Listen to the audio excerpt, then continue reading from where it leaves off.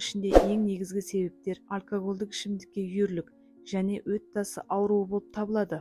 Ішімдіктен болған панкреатитке көбіне ер азаматтар ұшырайды, ал өт қабы ауруларынан туындайтын панкреатиттер әйелдерде көбірек кездеседі. Сонымен қатар ұлтабары ауыратын адамдарда түрлі жарақаттар, уытты дәрі-дәрмектерді қабылдау, В және С гепатиттерін паротитті қосқанда, түрлі жұқпалар қанда майдың шамадан тыс көп болуы да панкреатитке ұшыратуы мүмкін. Ал қантты диабет кезінде созылмалы панкреатит пайда болуы мүмкіншілігі жоғары.